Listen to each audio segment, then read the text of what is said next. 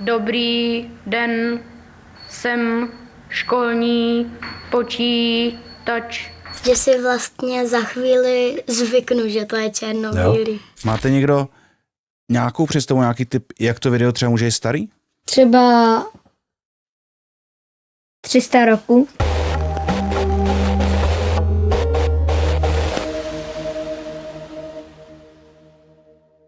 Dobrý den, vážení diváci, vážené divačky, dobrý den, vážené posluchačky a posluchači. Vítejte u našeho posledního předprázdninového dílu. Říkám schválně předprázdninového, protože doufám, že po prázdninách budeme nadále pokračovat. Já vítám spolu se mnou ve studiu Kubu, ahoj. Dobrý den, ahoj. A ten dnešní díl bude tak trošku speciální, protože my jsme si namísto nějaké celebrity pozvali děti a společně se budeme dívat na staré záběry a komentovat je očima právě těch dětí a co si o tom myslí. Ale předtím ještě, než je pustíme do studia, tak se zeptám, jestli máš něco nového. Mám něco nového, ale zmíním to jenom okrajově, protože bych ten čas chtěl využít k tomu, abych oslovil naše diváky a divačky, protože ty jsi zmínil, že to je poslední díl před prázdninama, poslední zrnění předtím, než se my i naši věrní posluchači a posluchači rozutečeme na dovolené a jednak bychom vám chtěli vlastně poděkovat za tu přízeň, kterou jste nám nějakým způsobem vyjádřili doteďka, za ty komentáře milé i kritické, všechny si čteme a nad všemi přemýšlíme a zároveň jsme chtěli vás tuhle formu i vyzvat, protože teďka se budeme bavit vlastně o tom, jak budeme po prázdninách pokračovat, jaká témata by se do zrnění hodila, jaký hosté by mohli přijít, nějaký zajímavý pohled na archivy a na současnost a na to spojení, takže kdybyste třeba měl nějaký nápad nebo nějaké přání, o čem byste chtěli, abychom se tady bavili, koho byste chtěli vidět, tak budeme rádi, když to napíšete do komentáře třeba na YouTube po tenhle díl, nebo když se nám pozvete klidně na e-mail, ta adresa je velice jednoduchá, je to jakub.hosek nebo Adamus, podle toho, komu chcete psát, @ Česká televize, tak když nám napíšete, my každý tenhle nápad zvážíme a určitě budeme moc rádi za jakýkoliv podnět. Během léta, ty jsi to už zmiňoval, nás můžete potkat osobně na nějakých živých akcích. Musím upozornit, že to Rock for People, který jsme avizovali, tak nakonec z různých důvodů se nekoná, ale určitě budeme na Colors of Ostrava, určitě budeme na letní filmové škole, rádi se s vámi potkáme. A abych řekl aspoň nějakou novinku, tak jenom upozorním diváky a divačky na nový podcast a novou vůbec objev, který udělal v rozhlasu, kdy zveřejnili celý 80-hodinový záznam procesu s K.H. Frankem a udělali z toho takový pořad vlastně dvojice Lucie Korcová, Vojtěch Koval, který připravují různý série teďka na historický témata, tak udělali pořad právě o procesu s K.H. Frankem, kde hodně využívají ty archivy a nechci říkat, že ten samotný pořad není zajímavý, ale mě teda osobně na tom nejvíc bavili ty archivy z toho procesu, který jsou opravdu autentický, který ukazují, jak lidi tehdy to prožívali, jakou nenávist vůči tomu Frankovi vlastně ta společnost měla a nějakou touhu po pomstě. Takže to mi přišlo nejzajímavější a proto ještě doporučím, že kdybyste chtěli ten proces celý najít a prostudovat si ho i třeba s nějakými přepisem a tak dál, tak je to na webu politicképrocesy.cz. Vyčerpávající, mělo to být kratší, ale... Mohlo to být kratší. Připojím se k tobě, protože ten proces taky poslouchám, nebo tu podcastovou sérii a je to super. Přesně ty autentický záznamy, neskutečný. Třeba K.H. Frank, když mluví česky, to je opravdu unikátní. jo. Takže určitě doporučuji. Já asi novinku říkat nebudu. Žádnou vlastně nemám. Tohle je vlastně novinka, kterou máme tak trošku společnou. Taky za sebe osobně poděkuju a doufám, že se uvidíme a budeme poslouchat dál. Já ještě, než se studio zaplní dětským smíchem, tak bych jenom zmínil takový poděkování, protože náš tým opouští naše kolegyně a dramaturgyně zranění Veronika, tak bychom v tuhle chvíli chtěli aspoň poděkovat za to, že to tady s náma a že si toho moc vážíme a udělala toho moc skvělýho a přejeme jí všechno nejlepší, tak snad si to poslechne. Jo, to je pravda, děkujeme. A poděkování patří všem našim kolegům, který nám pomáhají s tímhle podcastem. Ale ty tady zůstávají, takže... Ty tady zůstávají, ale i tak jim děkujeme. Tak jo, tak pojďme přivítat naše milé hosty.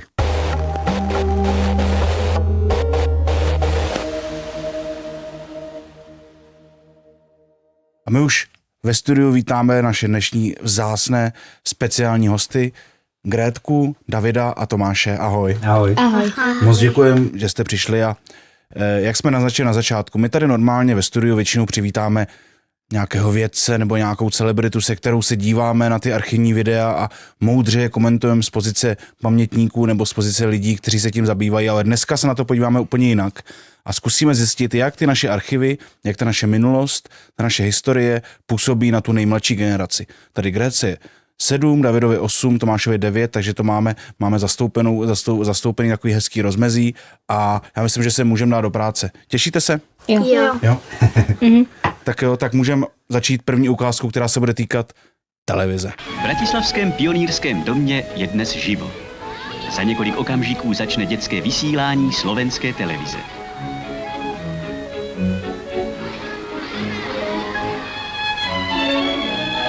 A už se na obrazovce představují budoucí přátelé malých televizních diváků.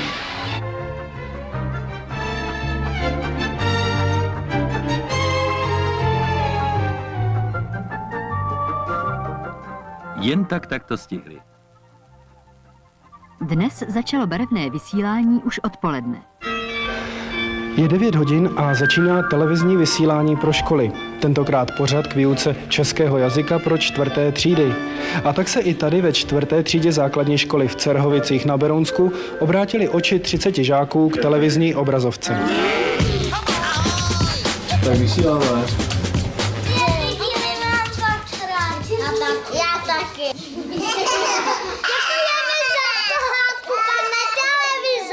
Den D pro Dčko. Filmy, pohádky, animovaná klasika. Program první den nejen v televizi, ale taky venku. Už jste ho viděli Dčko v televizi? Jo, dneska ráno. No, už ho máme nahraný. Že viděli jsme spojení dětí a televize od úplně nejstaršího vysílání až po Dčko.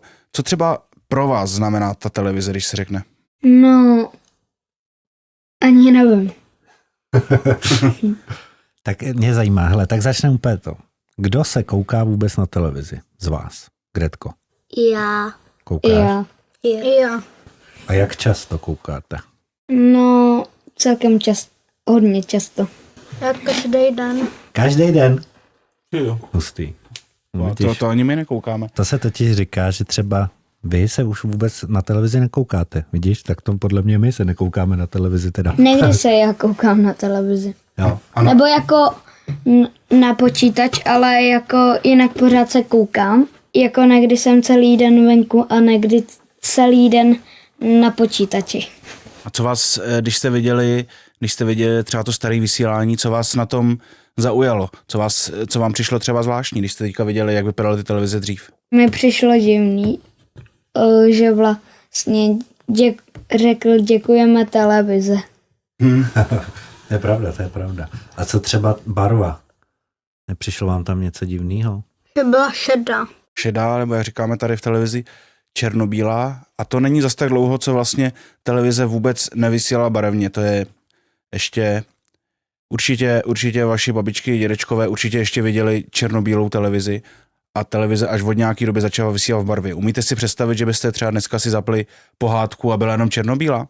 Já vlastně se občas koukám na filmy, které jsou černobílý, ale asi jinak ne. A jaký filmy? Třeba se koukám na Pyšnou princeznu nebo na Zlatovlásku. Ty jo, a baví?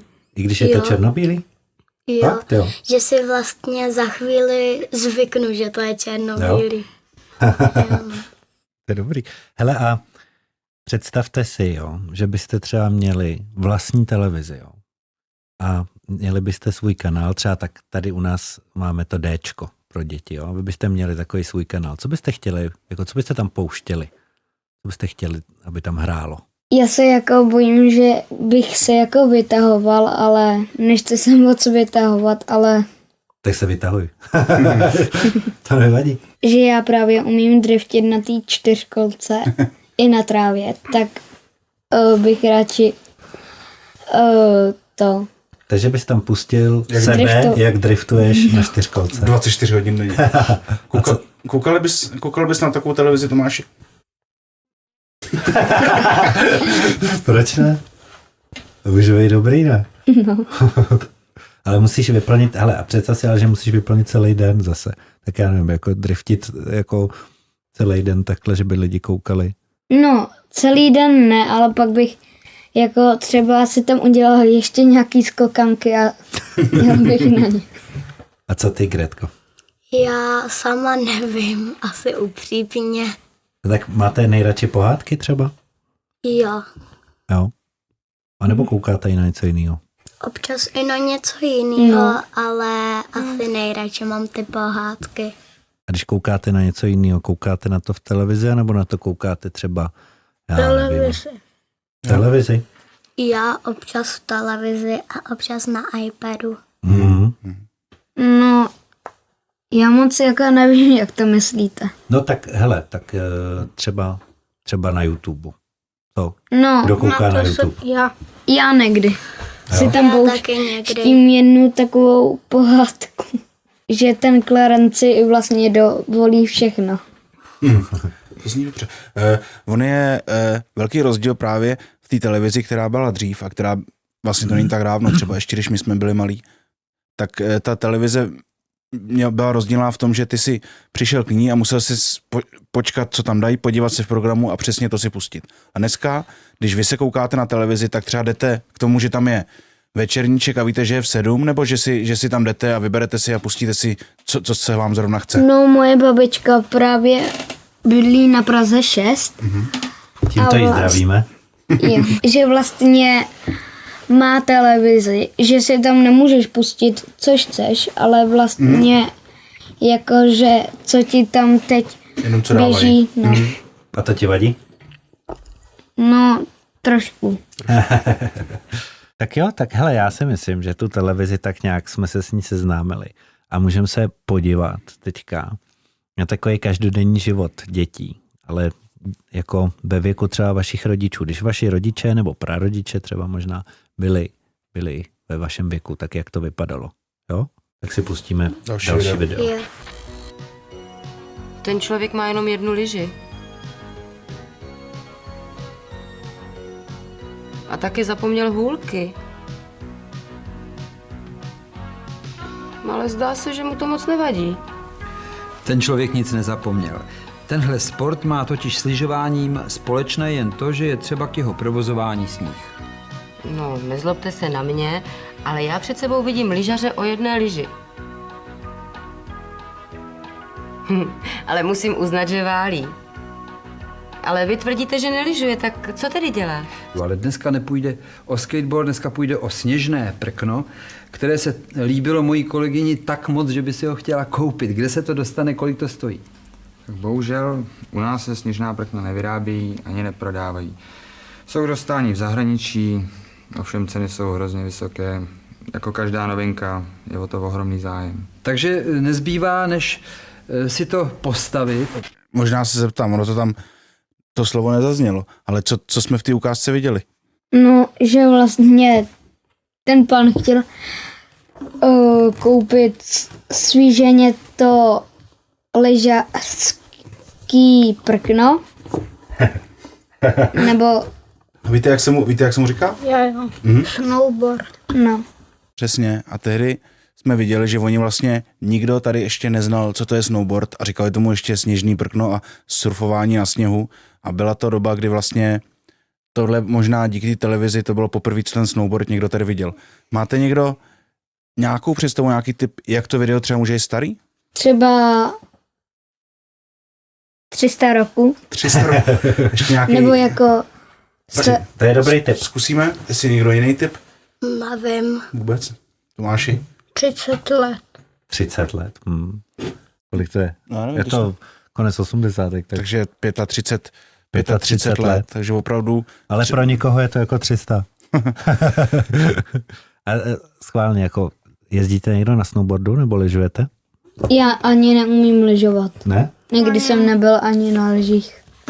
Já lyžuju. A snowboard? Ne. Ne? Můj kamarád už umí snowboardovat. Jo. Nebo surfovat, jak oni říkali. Hele, a já se ještě zeptám, když jste viděli to video, kde si myslíte, že to bylo natočený? Jaká sjezdovka to byla? Kde to mohlo být? Krkonoše. Kus Tomášek. Taky Krkonoše. Krkonoše, kde je to? Nevím. Nevíš, tak někde na horách prostě, tak si představte. Možná Milašovka. Tam Nebo seš blíž, hele, Horáždív. seš blíž, ale představte si, že tohle je v Praze. Eiffelovka? Ne, to je v Praze. A normálně v Praze jsme měli sjezdovku. Já nevím, jestli víte, kde je Bobovka v Praze. Víte? Byli jste někde na Bobovce? Je to na Proseku. Ne, ale znám tu Já jsem byl. stromovku. Byl jsi. No tak představ si tam, co je teďka Bobovka, tak tam dřív byla normálně sjezdovka, tam se sjezdovalo na lyžích. A surfovalo na jednom prknu. No a vlastně vy jste viděli i, já jsem to zmiňoval, toho pána, který se říkal, jak se lidi diví, že to nikdo nezná a co to je a co to ten člověk dělá. A byla to věc, kterou tady lidi neznali. A tehdy třeba ta televize, tím, že nebylo YouTube, nebyly sociální sítě a takhle, tak ty Ani lidi... Netflix. Ani Netflix. Tak se to ty lidi dozvěděli právě z té televize a třeba v té televizi měli poprvé možnost vidět tady to sněžný prkno. Stává se vám třeba, že někdy vy někde narazíte na něco, co jste neznali, na nějakou úplnou novinku, něco, co jste nikdy neviděli? Jo, jednou. No, Tomáši? Dvakrát. A na co jsi narazil takhle? Na divný barák. Divný barák. A bylo to, narazil se na ní v televizi nebo někde jinde? Někde jinde. No.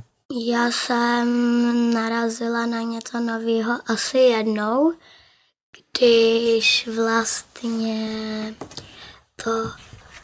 my jsme byli s mým bratrancem, tak jsme byli ve škole a tam vlastně měl jeden kluk takového mačkacího knedlíčka a já jsem si říkala, co to je.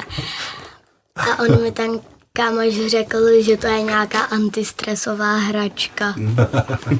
Teď jsme si ukázali video, ve kterém bylo vidět hodně rozdílů a věcí, které dneska nejsou stejně. Co je možná pořád docela podobný, jsou Vánoce. Tak se podíváme, jak prožívali děti Vánoce před 40 lety zhruba. Děti, jaké dárky byste chtěli najít pod vánočním stromečkem? Třeba ty, Jano. Panenku v kraji a tašku do školy. Kolíbku a tašku do školy A co ty? auto, šachy a Merkura. Tak to bylo rychlý. Tak co, přáli byste si taky takovýhle dárky, nebo byste si přáli něco úplně jiného od Ježíška? No, já jsem si od Ježíška přál 4kolku. To mě jenom, mě hrozně zajímá, jako přinesl Ježíšek 4kolku? No, to si moc nemyslím, že by to unes, ale přines mi i helmu a brýle, i zrcátka. Hezký. A co ty, Tomáši, přál by si to souvení, nebo si přeješ úplně jiné věci? Úplně jiné věci. A jaký? Nový počítač. Tak budeme držet palce, aby dorazil. A ty, Grétko?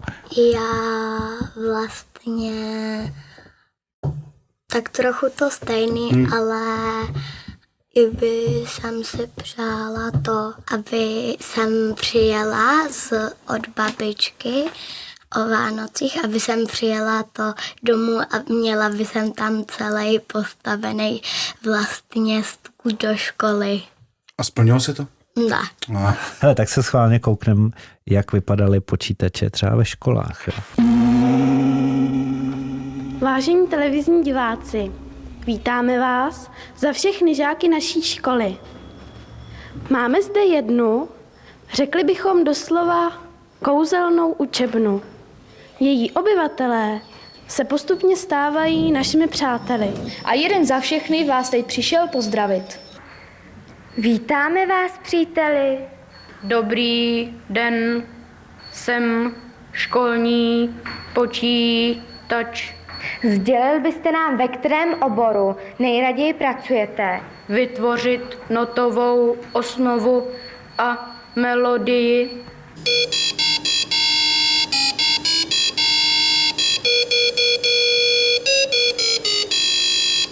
Přišlo vám to normální? Ne. A co vám přišlo nenormální? Ten kluk, jako prostě Když to byl počítač? nebyl. Možná to byl robot. Hele, a máte tak, když chodíte takhle do školy, tak máte tam taky nějakou takovouhle kouzelnou učebnu? No, ne, jenom třeťáci tam někdy chodí nahoru a tam už jsou počítače. Jo, a vypadají stejně nebo vypadají jinak? Jinak, ale Oni tam hráli Minecraft, když jsem tam byl naposledy. My jsme viděli třeba i na začátku, úplně si vzpomenete, jak tam pouštěli těm dětem ve třídě právě tu televizi. Tomu se říkalo televizní vysílání pro školy a opravdu v 9 hodin se zapli ve třídě televize a tam se dívali na nějaký poučný film. Tady jsme viděli, že už měli nějaký počítače takový, nebo skoro počítače. A co vy máte ve škole za třeba nějaký pomůcky, které myslíte, že dřív děti neměly a vy dneska ve škole je používáte? Máte něco? Násobilku. Co to znamená? Že tam je násobilka třeba 2 a tam jen přidáváš 2 a až do 20. No, to nechápu. Já si myslím, že prostě my jsme mysleli... my jsme totiž... nepochopili. Hele, máte, já se zeptám takhle, schválně návodně, jo. Máte ve třídě zelenou tabuli? Jo. Na křídu? Jo. Fakt jo? To jsi nečekal, co? To jsem nečekal. Ale máte tam ještě jinou tabuli? Jo. A jakou? Gretko? Tu elektrickou. No, hele. A ta funguje? To je takový počítač, ne? Trošku. Jo. A ještě mě zajímá jedna věc, jak tady Kuba zmiňoval přesně, že dřív, když televize nějakým způsobem se snažila v té výuce pomáhat, tak prostě jste měli ve třídě televizku a tam prostě se čekalo až v 9 hodin, se zapne ten program a tam pojede nějaký ten pořad na tu výuku. Jo. A máte vy dneska třeba v těch třídách, koukáte taky na nějaký film nebo něco? Někdy jo. Občas. No a máte tam televizi, anebo spíš máte plátno? Ne, my máme jako tu virtuální tabuli. Jo, ono to jde na tu tabuli vlastně. Teď se projevil, jak jsem starý. No vidíte, tak si můžete kdykoliv pustit, co chcete. No a předtím museli čekat, až prostě v 9 hodin nám televize řekne, že si můžeme tady pustit nějaký pořad. Bývaly doby, kdy na střežení hranice stačili Chodové s Čakanem a věrným psem po boku. Jak tragicky ztratili svá práva, jsme se učili ve škole. Jak jsme je ztratili my v 50. letech, o tom se už mluvit nesmělo. Západní hranici uzavřeli ostnaté dráty, betonové zátarasy a mnohonásobné ploty. Myšlení ani touhu po svobodě ale nikdy nikdo nezavřel a bourání drátěné ostudy stejně jednou muselo přijít. Tak a mě teď zajímá zase, co jste tam viděli, co myslíte, že jste viděli? No, že strhávaly ty drátěný ploty a že i strhávaly ty ploty. Nebo jako, že strhávaly i ty sloupy. A kde? Kde? Co myslíš, že kvůli čemu tam ty ploty byly? Aby jako se tam nelezlo jako jednoduše. No ale kam? Do té zahrady nebo do toho domu. Co myslíš ty, Gretko? Co oddělovaly ty ploty? Protože dřív se nemohlo vlastně do zahraničí. No, tak si představ, že jdeš třeba na houby, jo, někde v lese, jedete s rodičema to a teď si představ, že jdeš a najednou tam dojdeš a tam je takovýhle plot a už dál nemůžeš. Já právě mám ráda houby. No, tak třeba... A ten hezký hříbek by byl na druhé straně, ten by si neutrhl. Třeba kdyby ten hříbek byl v Rakousku, tak už si pro něj nedojdeš. Tomu se říkalo železná opona a bylo to tak, že si jenom hodně obtížně se mohl dostat do zahraničí. Vy dneska třeba jezdíte k moři často nebo na dovolenou někam? Jo. Já jsem nikdy nebyl u moře. A jsem byl. Ne, ale jednou jako mimino v Sardíny. Ani nikdy v letadle. Jako mimino. A je to fajn, ale že můžete takhle někam jet, ne? S rodičema, nebo s babičkou, s dědou, nevím, s kým jezdíte. Já jsem byl jednou na Milešovce. Jo, na Milešovce. Tak to bys mohl i tehda. To je pravda. Milešovka, to je jediná jistota, kterou tady máme. A promiň, Tomáš, ty jsi taky... Jo, byl. A jeli jste... Egyptě. V Rakousku. Rakousko. A jeli jste do Rakouska a prosvěštěli jste tam jak nic, co? A jaký by to bylo, kdybyste chtěli jet třeba, nevím, k moři nebo někam a vlastně byste zjistili, že tam nemůžete. Že můžete jenom na tu Milešovku. Ty bys byl v pohodě, viď? Trošku bys tam zadriftil. Já bych byla asi trochu smutná. Já taky. Protože jsem nikdy nebyl u moře. Ani v žádný zemi. Dokážete si představit, jak se třeba, až vy budete dospělí a budete mít svoje děti a oni si třeba pustí ten pořad a budou takhle tady ve studiu sedět a říct, jak vidějí to, co jste tady tehdy komentovali? Myslíte, že ten svět bude vypadat už úplně jinak zase? Nebo to Jo. jo? No. Jo. A jak bude vypadat? No, já si myslím, jak jsem se koukal na ty blbosti, takže vlastně budou ty auta lítat. Jo, a tak to třeba, se, jo, to si myslí hodně lidí. Že všechno bude elektrický. Já taky. Taky myslíš, že budou lítat? A že už nebudou lesy jenom rezervace. Co ty, Gretko, co myslíš, že bude jinak? To, že vlastně všechno bude na elektriku a bude mnohem méně práci a zaměstnání, protože všechno budou dělat vlastně roboti. No. A teď ta nejdůležitější otázka. Bude ještě existovat televize? Jo, budou. Asi jo. Jo. Že jako všude budou billboardy a ty velké obrazovky na těch panelácích a budovách velkých. A tam budeme pořád vysílat náš Pořád zrnění. Já ještě, než se s vámi úplně rozloučím, tak poděkuju samozřejmě našim divákům a divačkám a poprosím je, nebo vyzvu je, aby nás sledovali na YouTube, na těch dalších platformách, však to znáte. A jenom jsem chtěl ještě říct, že si sice dáváme prázdniny od zrnění, ale na tom našem kanále YouTube, který se jmenuje Archiv České televize, tak nebudeme zahálet a budeme zveřejňovat některé naše starší projekty. Jednak to je Archiv dne, to jsou archivy ze zpravodajství, co se stalo ten den před lety, a potom tam zveřejníme naše starší projekty Místo činu Kavčí hory a taky dokusérii Redaktoři, a já myslím, že už to tady můžu zmínit radostnou novinu, že tahle ta dokumentární série Redaktoři, na kterou jsme spolupracovali s webem ČT Art, tak byla nominována na cenu Fiat IFTA, což je takový archivářský Oscar, takže nám můžete držet palce, aby jsme ho dostali, a budeme rádi, když nám zachováte přízeň. Tak jsme u konce. Tak my vám děkujeme, že jste přišli. Moc děkujeme a za 40 let se tady setkáme s vašima dětma. Tak ahoj. Ahoj. Autoři podcastu Jakub Adamus a Jakub Hošek. Na Českém zrnění dále spolupracovali Veronika Bokšteflová, Jan Kordovský, Jakub Novotný, Petr Dalík a Erik Šafařík. Česká televize 2026.